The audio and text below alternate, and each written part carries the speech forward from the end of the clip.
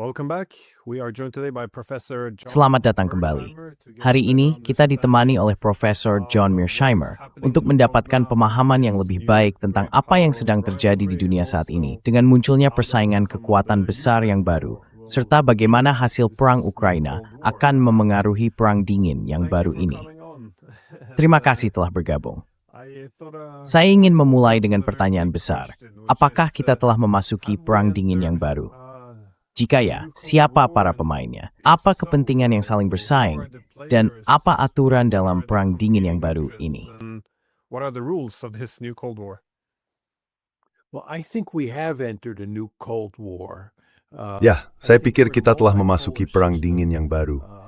Saya rasa kita berada dalam sistem multipolar, dan Amerika Serikat, Tiongkok, serta Rusia adalah tiga kekuatan besar. Amerika Serikat jelas sedang berada dalam perang dingin dengan Tiongkok.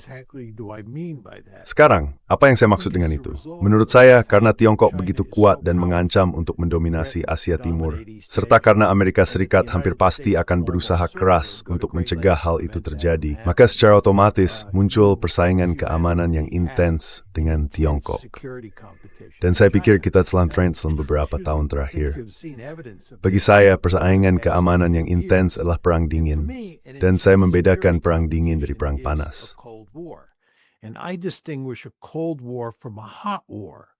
A hot war is when two countries like Perang panas adalah ketika dua negara seperti Amerika Serikat dan Tiongkok benar-benar terlibat dalam pertempuran satu sama lain. Dan tentu saja itu adalah hal yang ingin kita hindari.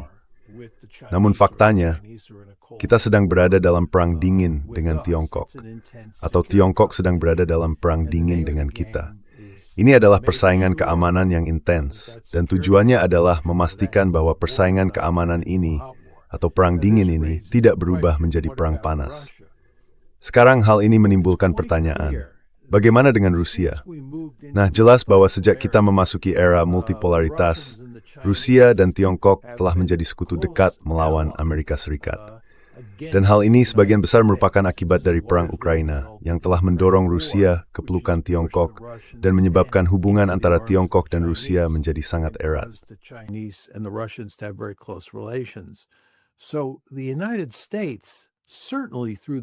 Jadi, Amerika Serikat, terutama melalui pemerintahan Biden, terlibat dalam perang dingin dengan Rusia sekaligus dengan Tiongkok. Sekarang, yang terjadi dengan Presiden Trump adalah ia mencoba mengubah situasi itu. Ia tidak ingin memiliki persaingan keamanan yang intens dengan Rusia. Faktanya, jika ada yang diinginkan oleh pemerintahan Trump, itu adalah menjalin hubungan baik dengan Rusia dan menjadikannya aliansi atau koalisi Rusia-AS melawan Tiongkok. Inilah untuk Presiden Trump. Namun, ia lazim berhasil mewujudkan have unfrikat pada dasar suatu forward fallen to case dan laruskan dengan Rusia. In a Cold War with Russia as well as with China. And in both cases we want to make sure, as I said before, dan dalam kedua kasus tersebut, seperti yang katakan sebelumnya, kita ingin memastikan bahwa perang dingin itu tidak berubah menjadi perang panas. Dan jika dilihat dari apa yang terjadi terkait Ukraina dalam beberapa tahun terakhir, jika ada satu tempat di mana perang dingin bisa berubah menjadi perang panas, itu adalah di Ukraina. Sejauh ini, Ukraina atau Eropa secara keseluruhan, atau hubungan antara AS dan Rusia, sebenarnya lebih berbahaya dibandingkan persaingan antara AS dan Tiongkok. Kita belum pernah mengalami krisis besar di Asia Timur yang melibatkan Amerika Serikat dan Tiongkok. Jadi perang dingin di sana tetap sangat dingin, dan itu hal yang baik. Namun perang di Ukraina, serta beberapa peristiwa yang terjadi di sana, membuat saya sangat khawatir bahwa perang dingin di wilayah itu bisa berubah menjadi perang panas.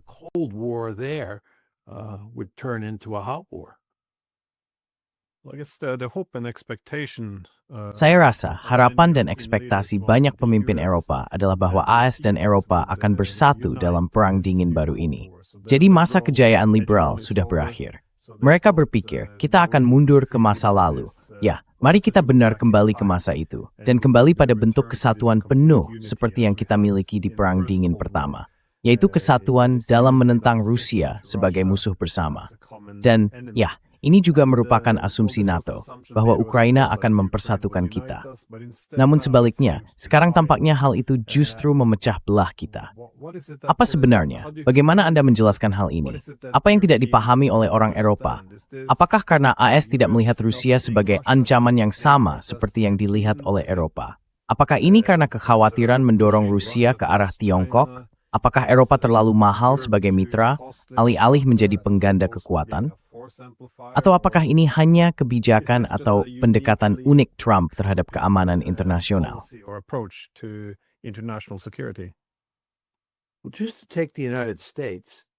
Ambil saja contoh Amerika Serikat. Dari sudut pandang orang Amerika, sangat masuk akal untuk memiliki hubungan baik dengan Rusia. Tiongkok adalah pesaing sejajar.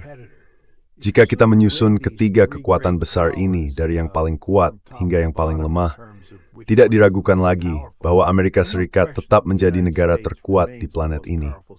Namun, Tiongkok berada di posisi kedua yang sangat dekat, dan banyak yang berpendapat bahwa mereka semakin memperkecil jarak tersebut. Jadi kita memiliki situasi dari perspektif Amerika, di mana ada pesaing sejajar dalam sistem, dan pesaing sejajar itu memiliki potensi, dan saya tekankan kata potensi, untuk mendominasi Asia Timur, sesuatu yang tidak ingin dilihat terjadi oleh Amerika Serikat.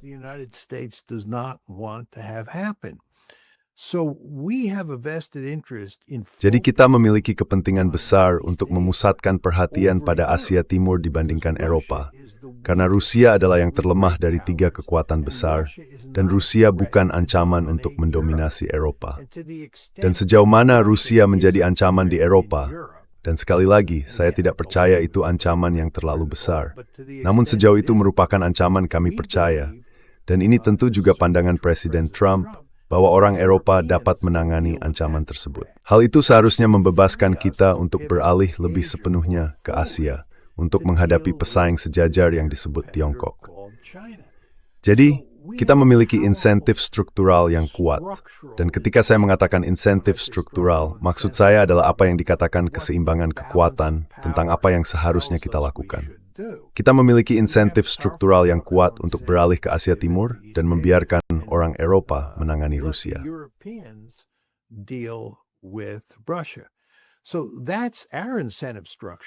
Jadi itulah struktur insentif kita.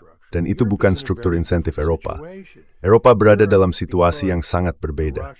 Eropa karena Rusia berada tepat di sebelahnya, harus memikirkan Rusia terlebih dahulu dan yang paling utama. Sekarang, pandangan saya adalah bahwa Rusia bukanlah ancaman bagi Eropa.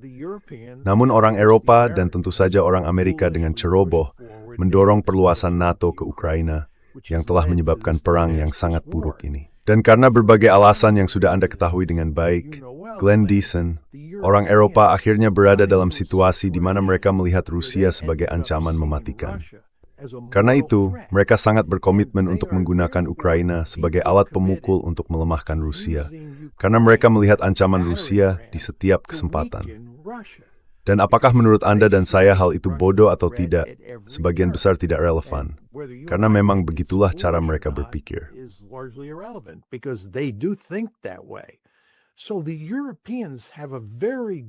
Jadi, orang Eropa memiliki pandangan yang sangat berbeda tentang apa yang disebut ancaman Rusia dibandingkan dengan orang Amerika. Dan seperti yang saya katakan, jika ada, orang Amerika justru memiliki insentif untuk bersekutu dengan Rusia melawan Tiongkok. Hal ini sangat tidak dapat diterima bagi orang Eropa. Mereka tidak ingin mendengarnya.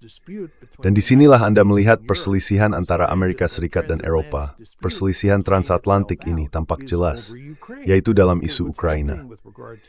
Karena yang terjadi terkait Ukraina adalah bahwa orang Amerika berusaha mengalihkan beban penanganan Ukraina dan perang di Ukraina ke pundak orang Eropa.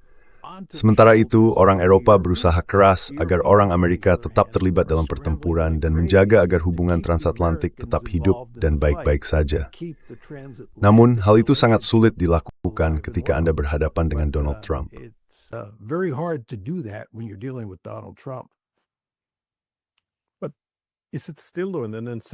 Tapi apakah itu masih menjadi insentif bagi orang Eropa?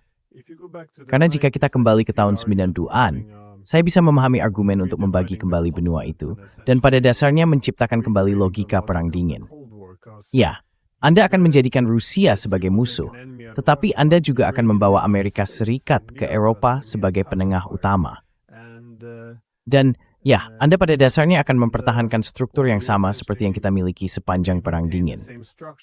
Jadi, Barat secara politik juga menjaga Eropa tetap bersatu. Namun, sekarang ketika Amerika Serikat dengan jelas memberi sinyal bahwa mereka ingin pergi, bukankah pembagian Eropa yang berkelanjutan ini justru akan menimbulkan lebih banyak masalah?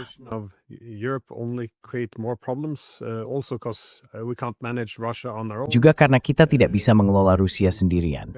Kita mempertaruhkan segalanya pada AS, dan AS sendiri bahkan tidak ingin berada di sana. Kita sedang menciptakan ketergantungan yang berlebihan. Bukankah masuk akal jika orang Eropa mengubah posisi mereka terhadap Rusia? Atau apa sebenarnya ancaman dari Rusia? Saya tahu mereka memiliki kemampuan besar, tetapi anggapan bahwa mereka adalah sebuah kekaisaran, bahwa mereka ingin membangun kembali Uni Soviet. Narasi ini tampaknya muncul setelah tahun 2014, tetapi tidak muncul begitu saja. Lalu pada Februari 2022, saat itulah, saya kira mereka mulai melampiaskan kemarahan. Maaf, melampiaskan kemarahan saya rasa itu istilah yang tepat. Sorry, lashing out, I think is the term.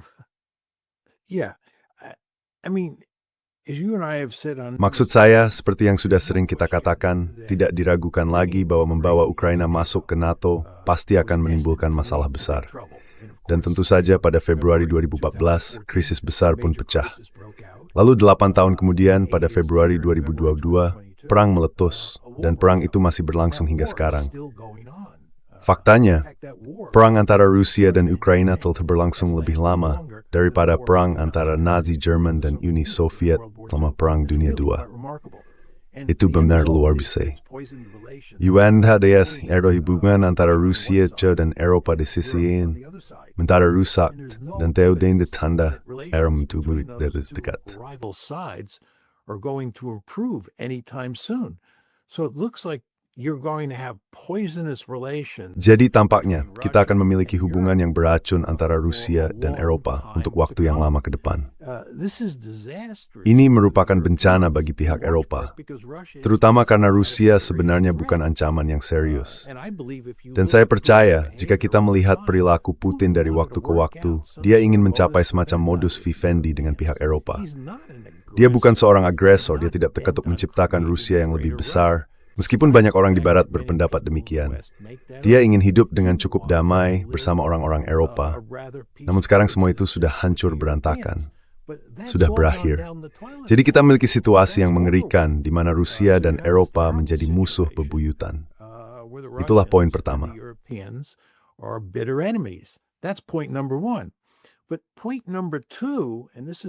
Namun poin nomor 2, dan inilah yang kita bicarakan beberapa menit yang lalu, adalah bahwa pada saat yang sama hubungan beracun ini berkembang, orang-orang Amerika sedang membicarakan pengurangan besar-besaran jika tidak meninggalkan sama sekali kehadiran mereka di Eropa. Presiden Trump, seperti yang kita semua tahu, ingin menghancurkan NATO jika dia bisa. Dia akan merusak lembaga itu jika dia bisa. Dan ini adalah cara lain untuk mengatakan bahwa orang-orang Amerika mengancam akan meninggalkan Eropa, yang berarti penenang Amerika, yang telah memainkan peran penting dalam menjaga perdamaian di Eropa, akan menghilang. Dan orang-orang Eropa tentu saja hampir semuanya memahami bahwa hal ini tidak akan baik, bahwa Anda ingin mempertahankan kehadiran Amerika di Eropa, karena Amerika berperan sebagai kekuatan penenang.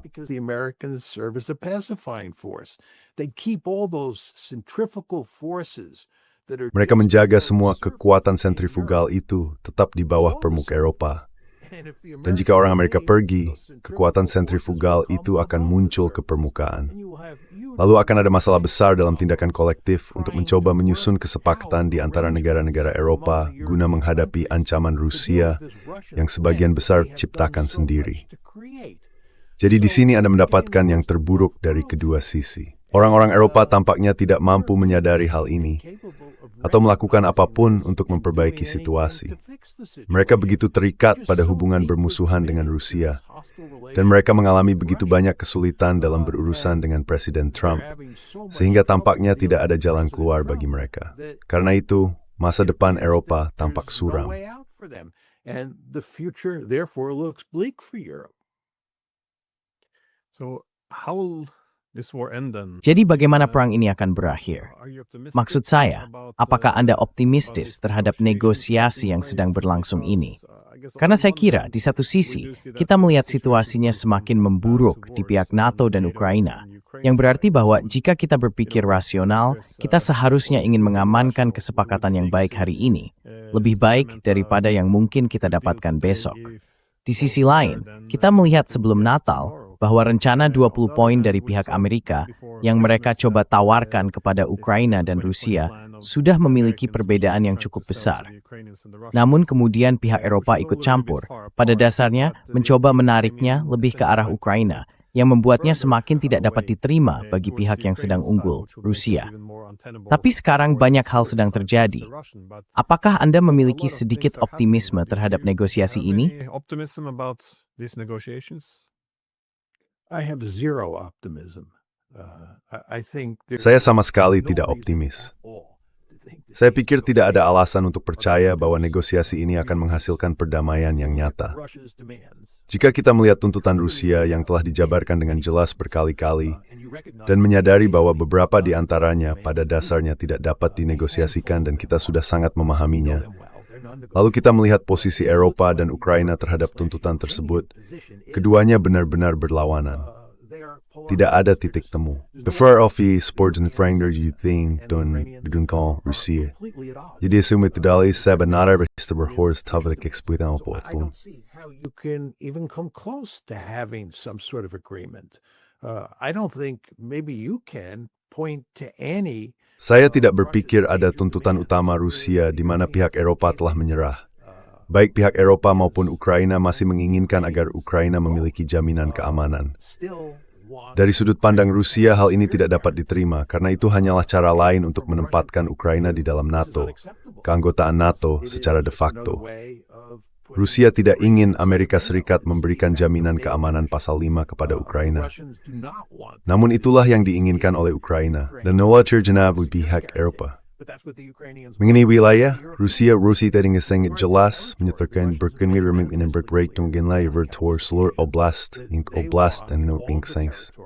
In those 4 oblasts that they have annexed. As best I can tell, the Ukrainians. Sejauh yang bisa saya lihat, Ukraina dan Eropa bahkan tidak akan setuju untuk memberikan kendali penuh kepada Rusia atas 2 oblast di Donbas, apalagi ke-4 oblast wilayah tersebut. Tidak ada tanda-tanda adanya kesepakatan yang berarti. Dan terkait ukuran tentara Ukraina yang akan ada di bawah perjanjian damai apapun, kedua pihak sangat jauh berbeda pandangan. Eropa dan Ukraina berbicara tentang militer Ukraina dengan sekitar 600.000 hingga 800.000 pasukan. Dalam negosiasi di Istanbul pada tahun 2022, Rusia bersikeras agar tentara Ukraina hanya berjumlah sekitar 85.000 prajurit. Dia sekali benar, jadi ketika membandingkan 85.000 dengan 600.000 hingga terlihat jelas bahwa kedua pihak sangat jauh berbeda. You see the two sides are light years apart. Has there been any movement, any sign of a compromise? Apakah ada perkembangan, tanda-tanda kompromi dalam isu ini? Tidak. Apakah ada tanda-tanda kompromi dalam isu teritorial? Tidak. Apakah ada tanda-tanda kompromi dalam isu jaminan keamanan? Tidak. Jadi apa maksud semua pembicaraan tentang mencapai semacam kesepakatan yang berarti ini? Semua ini, seperti yang sering saya katakan, hanyalah sandiwara besar. Tidak ada substansi di baliknya. Namun demikian, untuk melangkah sedikit lebih jauh, pihak Ukraina dan Eropa terus mengerus to braids and jutas. Dan itu sekali setiap pihak Amerika yang mendidanita. Rusia telah menyatakan dengan tegas bahwa tidak akan ada yang jadi. Faktanya sebuah Trump dengan Putin di Anchorage panas lalu. Trump keluar dari pertemuan itu dengan mengatakan bahwa seluruh topik gencatan senjata sudah tidak relevan lagi karena Putin telah menjelaskan kepadanya bahwa tidak akan ada gencatan senjata. Bahwa perang ini akan diselesaikan dengan satu cara atau lainnya di medan perang. That this war was going to be settled one way or another on the battlefield. And Trump said that. He recognized it at the time. Dan Trump mengatakan itu. Dia menyadarinya pada saat itu. Namun seiring berjalannya waktu, dia kembali sesekali berbicara tentang gencatan senjata dan orang Eropa serta Ukraina jauh lebih sering membicarakan gencatan senjata. Tapi itu tidak akan terjadi. Yang satu ini akan selesaikan di medan perang. Pada akhirnya akan ada, menurut saya, sebuah gencatan senjata karena salah satu pihak akan menang. Dan itu hanya cara lain untuk mengatakan bahwa hal ini akan diselesaikan di medan perang. Tapi ini tidak akan diselesaikan melalui negosiasi diplomatik di Abu Dhabi, Istanbul, atau Moskow. Itu tidak akan terjadi, setidaknya berdasarkan semua yang telah kita lihat sejauh ini.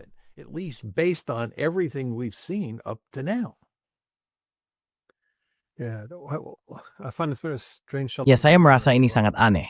Banyak retorika seputar hal ini, terutama ketika orang Eropa menyerukan kompromi. Kompromi yang bisa mereka dapatkan sebenarnya cukup baik pada tahun 2022, tetapi mereka menunggu selama 4 tahun, waktu yang lama, dan mereka masih berharap pihak-pihak yang terlibat, entah bagaimana, bisa bertemu di tengah dan mencapai kesepakatan.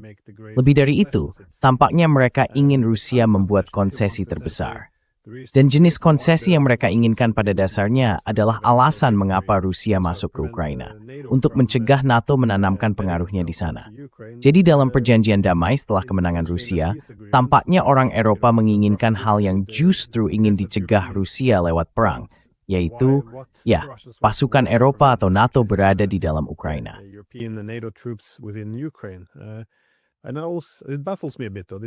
Namun, hal ini agak membingungkan bagi saya. Bahasa yang sangat normatif yang mereka gunakan. Karena mereka berpendapat, Ukraina tidak bisa membuat konsesi terbesar. Itu tidak adil, karena Rusia adalah agresor. Ukraina adalah korban. Jadi mereka bahkan tidak mau membicarakan jaminan keamanan bagi Rusia, seolah-olah tidak ada pengakuan terhadap persaingan keamanan. Semuanya hanya tentang pihak baik dan pihak jahat, agresor dan korban. Dan tampaknya Rusia berbicara dengan bahasa kekuasaan. Kami menang, kami yang menentukan syarat. Sementara orang Eropa berbicara dengan bahasa normatif seperti, itu tidak adil karena kalian agresor. Sangat aneh. Seolah-olah mereka tidak berbicara dalam bahasa diplomatik yang sama. Tapi, maaf. If I can just jump in, Glenn, Kalau boleh saya menyela, Glenn, sebenarnya saya punya penjelasan untuk itu. Saya tidak mengatakan ini penjelasan yang benar, tapi begitulah cara saya memandang masalah ini. Saya pikir sebagian besar orang di kalangan elit kebijakan luar negeri di Eropa, dan hal ini juga berlaku di Amerika Serikat, karena saya menganggap Trump agak menyimpang dari pola umum. Percaya bahwa keanggotaan Ukraina di NATO bukanlah ancaman eksistensial bagi Rusia. Mereka menganggap yang terjadi di sini adalah bahwa Putin adalah seorang imperialis yang berusaha menciptakan Rusia yang lebih besar. Ya, ini memang penting bagi keamanan, tapi ada penyebab yang lebih dalam. Mereka berpikir itu adalah gen imperial yang dimiliki semua pemimpin Rusia atau Soviet, dan Putin secara khusus lebih agresif. Menurut pandangan mereka, hal ini sama sekali tidak ada hubungannya dengan perluasan NATO.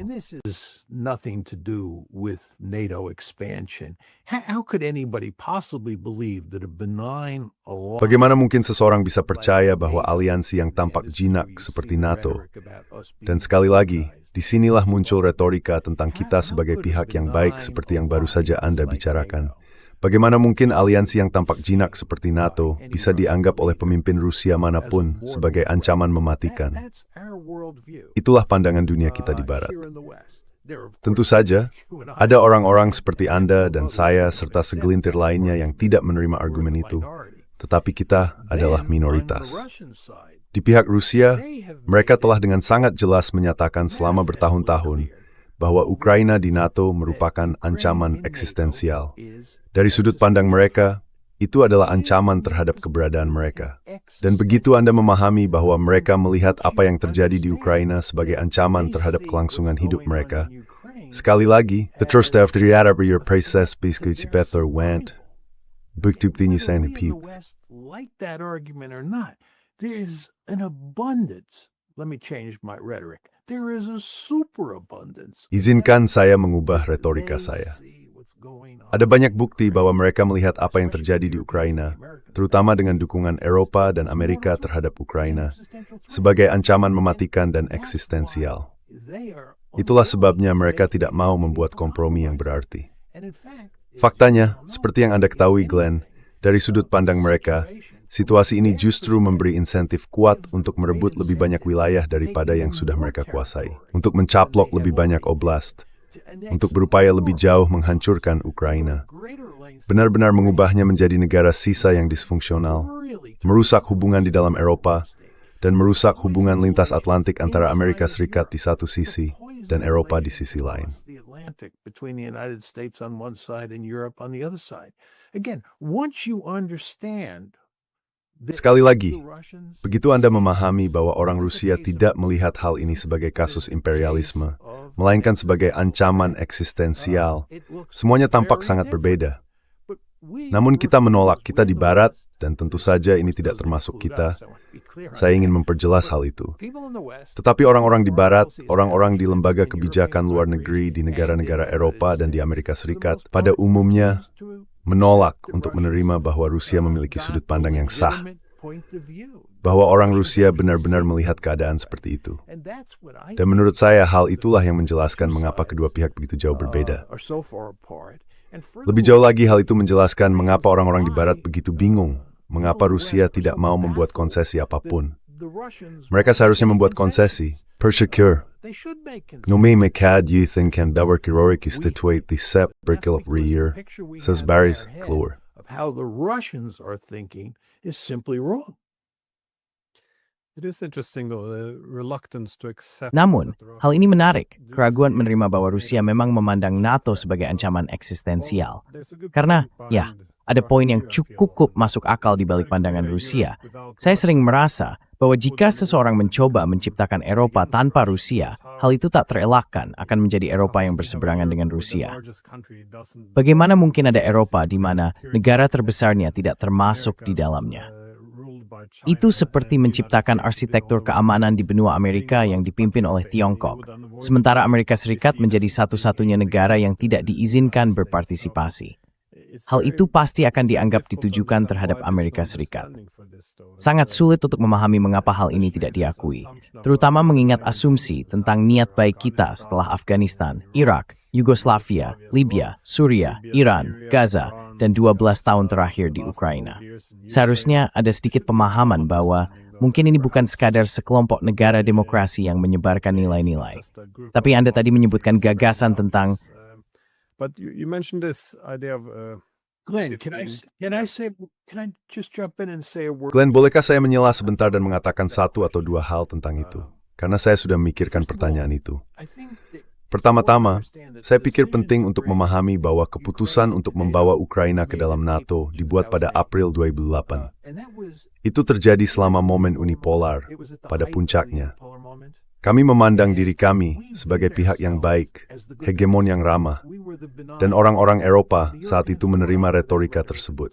Kami berpikir pada luasnya di mayutit tidak resim de trace di den fort dan the straight, den cara apapun. Isn't sekali tak pragen sharing break. In any meaningful way, because again, we were the good guys. The United States was a benign hegemon. Amerika Serikat adalah hegemon yang bersifat baik, dan orang-orang Eropa mengikuti kita juga berperilaku dengan cara yang baik. Sekarang Anda bisa berpendapat bahwa itu salah, tetapi begitulah cara kami memandangnya. Lalu krisis meletus pada tahun 2014, dan tentu saja perang pecah pada tahun 2022. Namun, begitu krisis dimulai pada tahun 2014, dan masalah serius benar-benar muncul, pertanyaannya menjadi, siapa yang bertanggung jawab? Dan pertanyaan itu masih ada hingga hari ini. Siapa yang bertanggung jawab atas bencana ini? Nah, jika Anda percaya bahwa perluasan NATO sebagian besar bertanggung jawab atas terjadinya perang ini, bencana yang luar biasa ini, maka Anda menganggap Barat yang bertanggung jawab. Then you're saying the West is responsible. If you say that Russia jika Anda mengatakan bahwa Rusia didorong oleh ambisi imperialis, bahwa Putin adalah seorang imperialis Rusia klasik yang harus dihentikan, maka Putinlah yang harus disalahkan. Jadi, kita di Barat memiliki kepentingan untuk membuat argumen bahwa Putin adalah seorang imperialis, dan bahwa ambisi imperialnya lah yang menyebabkan perang ini, karena kita ingin menempatkan tanggung jawab atas perang ini padanya. kita ingin menyalahkannya atas perang ini. Jika itu perhatian boksonik frempede damertol, is retired board Ted datar topa plenary ini, en beknoplat in Cerny, elmit hadasan youth ya baratlah in bertente deep. Timber terror memimpin de barat, tidak argumenting somacity de debut didi. Categorically unacceptable argument. Where do we go from here on, though? Tapi kemana kita pergi dari sini? Karena ada banyak tekanan terhadap Kremlin, ya terhadap Putin untuk sedikit mengubah taktiknya. Maksud saya ini bukan hal baru. Saya ingat setelah tahun 2014 ketika dia mencoba memperbaiki hubungan dengan pihak Eropa. Ada banyak pihak garis keras di Kremlin yang berpendapat bahwa jika mereka tidak bertindak lebih tegas, NATO akan menafsirkan upaya Rusia untuk berdamai dengan NATO sebagai tanda kelemahan. Jadi mereka berkata, ya, mengapa kita bernegosiasi? Kita seharusnya bersiap untuk perang pada dasarnya.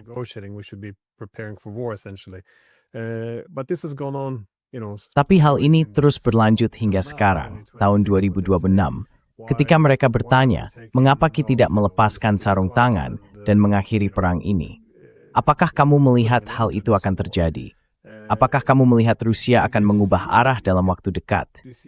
Karena saya melihat ada beberapa eskalasi belakangan ini, bukan hanya upaya untuk menghancurkan jaringan listrik dan memadamkan lampu, tetapi juga semacam blokade terhadap Odessa, inendambres yung keluar masuk pelabuhan, jembatan, dan sebagainya.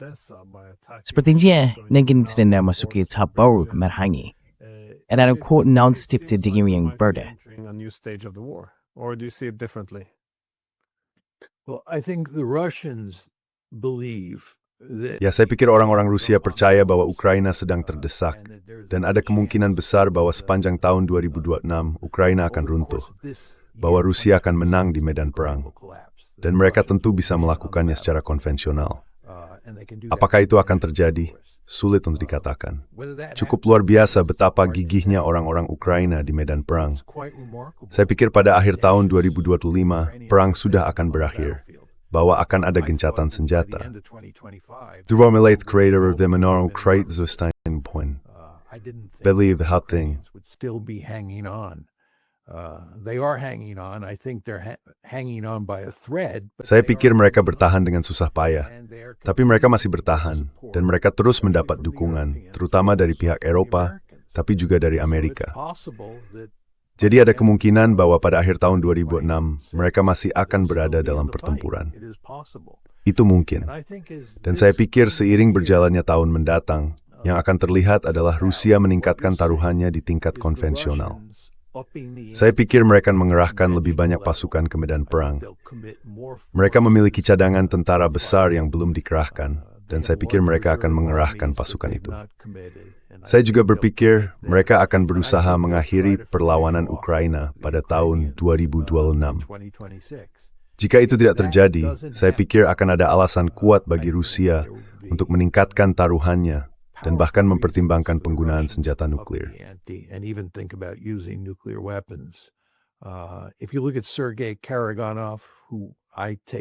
Jika Anda melihat Sergei Karaganov, yang saya anggap sebagai seorang ahli strategi Rusia, arus utama yang telah lama berkecimpung, ia memahami semua argumen tentang keamanan, teori hubungan internasional, penangkalan, dan sebagainya.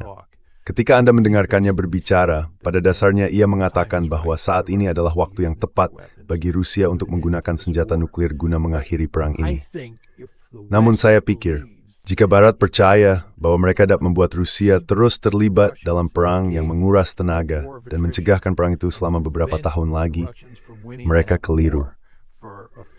Rusia akan melakukan sesuatu untuk mengakhiri perang, dan sesuatu itu menurut saya sangat mungkin berupa penggunaan senjata nuklir.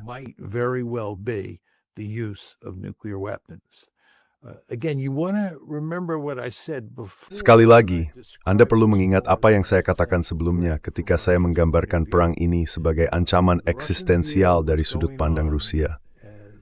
Orang Rusia melihat apa yang terjadi sebagai ancaman mematikan, pertama-tama. Dan kedua, jika mereka berada dalam posisi di mana mereka merasa tidak dapat memenangkan perang ini, dan kenyataannya mereka sangat menderita karena perang belum juga berakhir, mereka akan berada dalam keadaan yang sangat terdesak. Dan ketika kekuatan besar dengan senjata nuklir berada dalam keadaan terdesak, Anda benar-benar harus khawatir tentang apa yang mungkin mereka lakukan. Jadi saya pikir, dengan cara yang sangat penting, semua orang seharusnya berharap agar Rusia memenangkan perang ini di tingkat konvensional dengan cukup cepat pada paruh pertama tahun 2026. Tidak ada insentif bagi Rusia untuk naik lebih jauh di tangga eskalasi.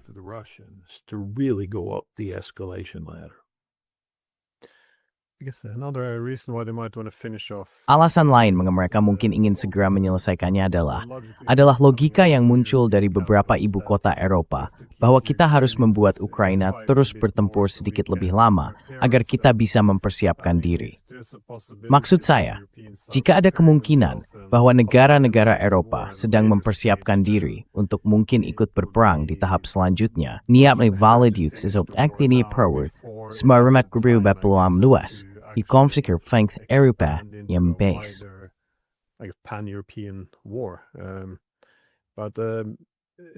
Boleh aku bertanya sesuatu, Glenn? Menurutmu, seberapa besar tekanan yang dirasakan Putin untuk meningkatkan taruhannya, memperbesar eskalasi, dan mengakhiri perang ini? Apakah kamu pikir dia berada di bawah tekanan besar untuk melakukan itu? Dan jika iya, bagaimana kamu melihat hal ini akan berkembang?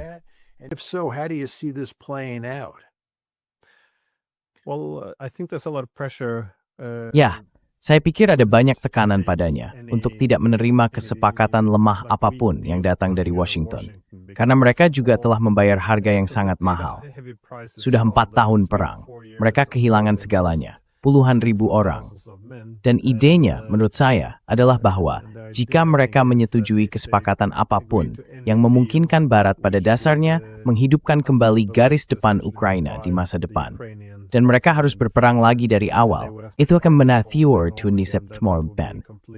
Jadi, ada mervokrang orang serikan bitaykan benorith and iblit menengkir di hiu dengan cara yang lebih tegas. Maksud presap tuniting na Rusia.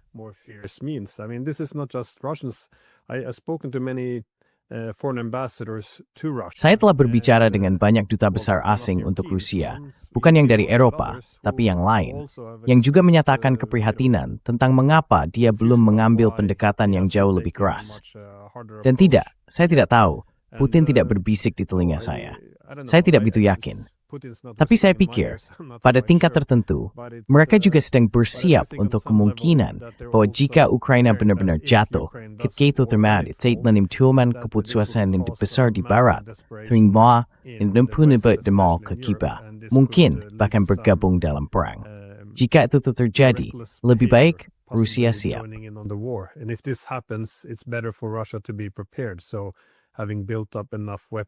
Jadi setelah berhasil membangun cukup banyak persenjataan, setidaknya cukup banyak rudal Oreshnik yang dapat menyerang infrastruktur penting di Eropa, jika memang itu arah yang diambil oleh pihak Eropa, maka baiklah. Tapi sekali lagi, saya tidak yakin ke arah mana mereka akan bergerak.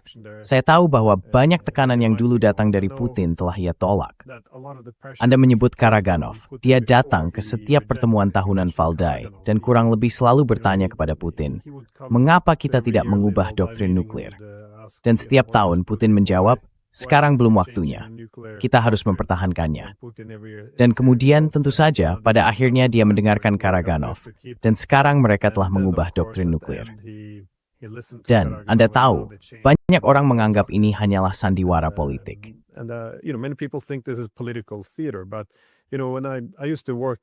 Tapi kamu tahu, ketika saya dulu bekerja sebagai profesor di Moskow, saya sebenarnya bekerja di departemen yang dipimpin oleh Karaganov sebagai atasan saya.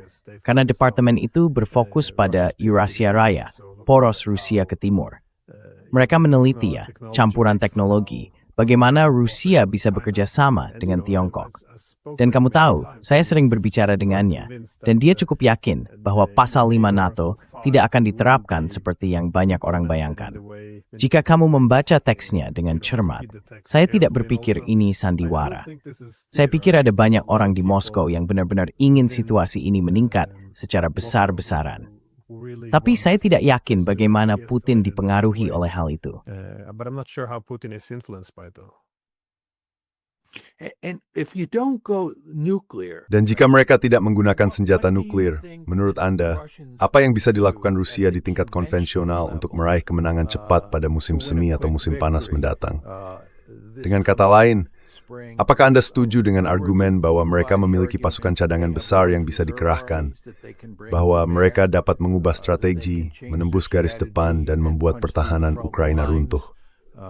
Maksud saya, menurut Anda, you ever see opsi Kamil Kia tidak Rusia non-nuklir untuk perang ingin terukir ke perang ini? Or put an end to this war.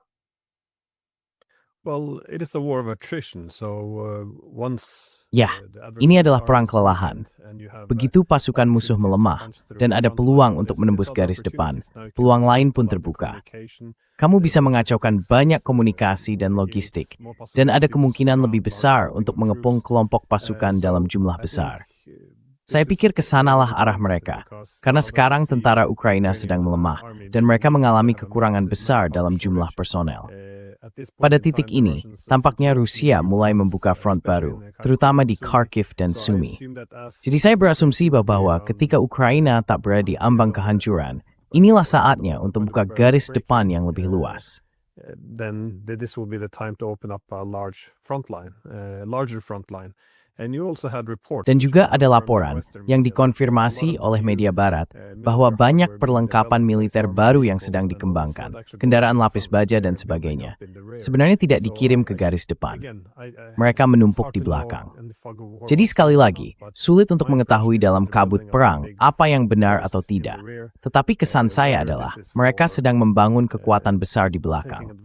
Apakah ini untuk memanfaatkan terobosan besar di Ukraina atau untuk menghadapi kita, yakni jika pihak Eropa memutuskan untuk ikut berperang? Bagi saya hal ini belum jelas. Ya benar.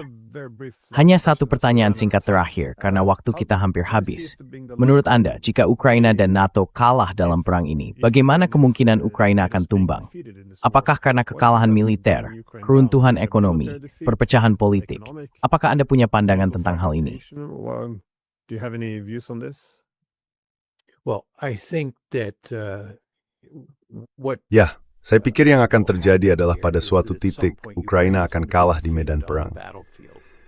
Mengingat semua masalah yang dihadapi oleh Ukraina dan fakta bahwa negara-negara Eropa hanya bisa membantu sebatas kemampuan mereka, sementara Amerika berusaha melepaskan diri dari perang Ukraina, sulit membayangkan bagaimana Ukraina bisa bertahan dalam jangka panjang. Jadi saya pikir mereka akan kalah di medan perang. Pada saat yang sama, ekonomi mereka berada dalam kondisi yang sangat buruk. Dan jika mereka kehilangan Odessa dan beberapa wilayah daripada yang sudah hilang, itu hanya mbak. Jadi, saya pikir secara ekonomi, negara sisa yang muncul dari perang ini akan menjadi negara yang sangat terpuruk.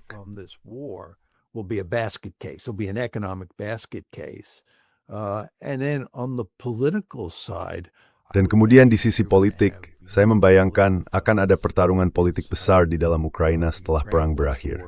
Akan ada permainan saling menyalahkan. Siapa yang akan disalahkan karena kalah dalam perang ini? Dan itu akan menjadi hal yang buruk. Jadi saya pikir, secara ekonomi dan politik, kehidupan di negara sisa Ukraina ini akan sulit. Dan tentu saja, mereka juga akan kalah di medan perang. Pertanyaan yang harus Anda ajukan pada diri sendiri adalah, seperti apa Ukraina serius ke depan? Is it seperti itu yang sebelumnya? Story bawaan wasian bergord. Russian relations would be poisonous. I think there's no question. The relations. Saya rasa tidak diragukan lagi bahwa hubungan antara Ukraina dan Rusia akan beracun. Dan saya pikir hubungan antara Ukraina dan Eropa akan sangat berantakan, karena akan ada beberapa negara di Eropa seperti Hongaria dan Slovakia yang memiliki cara berpikir tentang Ukraina yang sangat berbeda dibandingkan negara-negara seperti Prancis, Inggris, dan Jerman. Bahkan negara-negara seperti Prancis dan Jerman, atau Prancis dan Inggris, akan berselisih dalam beberapa isu penting terkait Ukraina. Jadi Ukraina menghadapi masa depan yang suram. Dan kita bahkan belum membahas masalah demografi.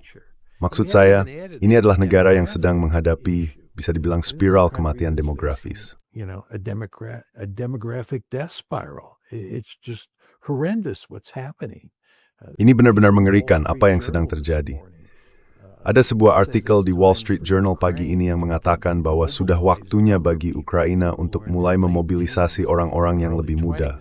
Mereka yang berusia akhir belasan hingga awal 20-an, yang sebagian besar dibebaskan dari wajib militer.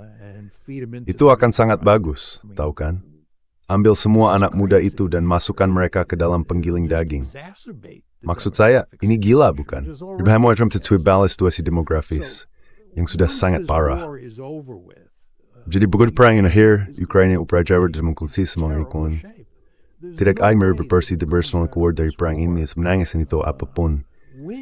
Tarafud's hampste aspek. Maaf, Glenn. Excuse me, Glenn. And this, of course, is why people like you and I have long Dan inilah, tentu saja, alasan mengapa orang seperti Anda dan saya sudah lama berpendapat bahwa perang ini seharusnya diselesaikan sejak lama.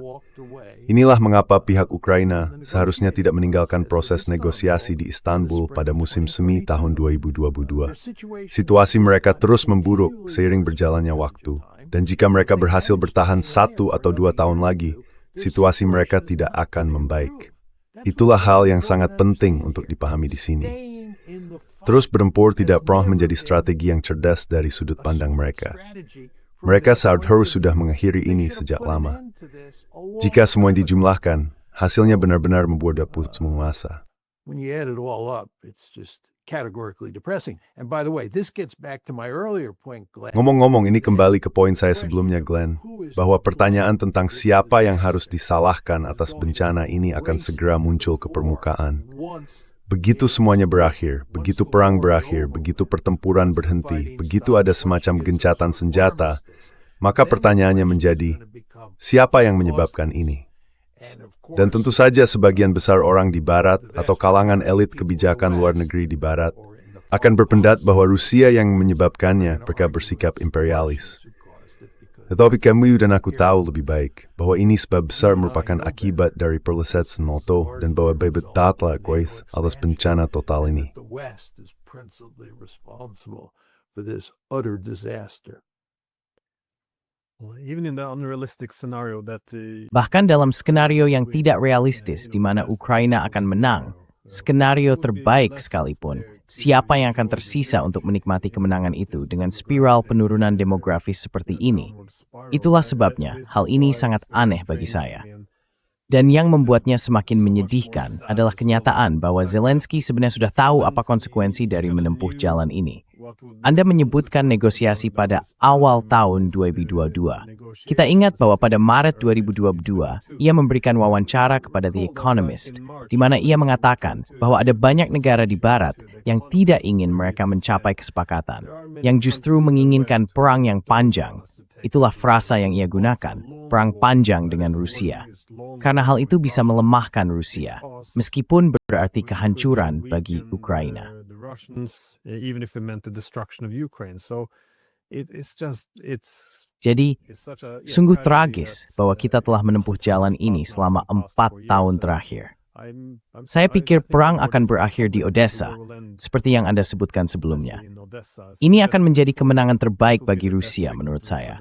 Karena jika mereka dapat membuat Ukraina terkurung daratan, negara itu tidak hanya akan melemah dan berhenti menjadi ancaman atau garis depan di masa depan, tetapi juga akan kehilangan nilai strategisnya bagi NATO sebagai alat untuk mendorong Rusia keluar dari Laut Hitam. Dan bahkan kebijakan yang terlihat, gagasan untuk melakukan derusifikasi terhadap Ukraina, artinya juga harus melakukan derusifikasi terhadap Odessa, sebuah kota Rusia bersejarah, yang mustahil diterima oleh Rusia begitu saja. Jadi bagi saya, tampaknya perang akan berakhir di sana, dengan Rusia pada dasarnya mengambil alih Odessa. stepping into Odessa. Yeah. Glenn, just one more point that came to my Glenn, ada satu hal lagi yang terlintas di benak saya ketika kamu membicarakan Zelensky pada tahun 2022. Sebelum perang pecah, tepatnya pada 24 Februari 2022 saat perang dimulai, seperti yang kamu ingat, pada bulan Desember, Januari, dan awal Februari, pihak Amerika terus-menerus mengatakan, perang akan datang, perang akan datang. Mereka terus-menerus mengatakannya.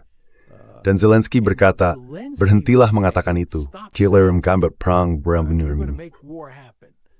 Zelensky tidak tertarik membawa perang pada Rusia. Beliau saja begitu besar petrol, dari Ketebas ke Istanbul, atau mengirim carry negosiator di sana. Dapat sedois dengan frogil kesepertinya itu Rusia. He's willing to work out a deal with the Russians, but then he makes a fatal mistake. Namun kemudian, dia membuat kesalahan fatal. Dia berpihak pada Amerika dan Inggris, meninggalkan negosiasi di Istanbul, dan berkomitmen pada perang panjang yang dia pikir akan dimenangkannya.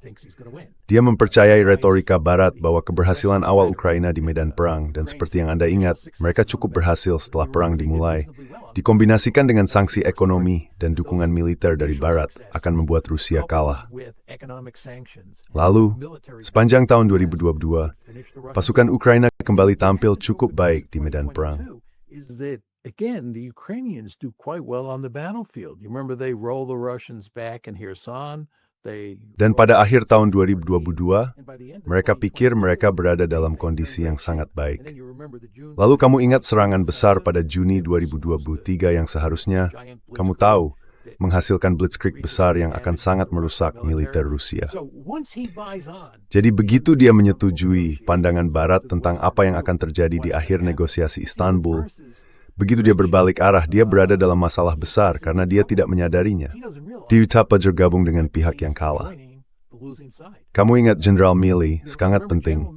Jenderal Milley mengamusi musim gugur 2022 setelah keberhasilan Ukraina di Kharkiv dan Kherson. Sekarang saatnya sebuah kesepakatan.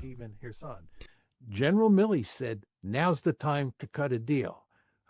This is the high watermark for Ukraine. Ini adalah titik tertinggi bagi Ukraina. Dan tentu saja, Milley benar, tetapi tidak ada yang ingin mendengar apa yang dia katakan. Termasuk Zelensky, dia berada di pihak yang menang, dia sedang maju. Ukraina akan meraih kemenangan besar dan menaklukkan Rusia, atau setidaknya melukai mereka secara fatal pada musim panas tahun 2023. Itulah cara berpikir mereka. Namun yang terjadi adalah dia justru terseret ke dalam pusaran dan tidak dalam keluar. Hasil akhirnya, dia akan dipandang oleh para sejarawan sebagai seseorang yang memainkan penting dalam cuacan negaranya sendiri.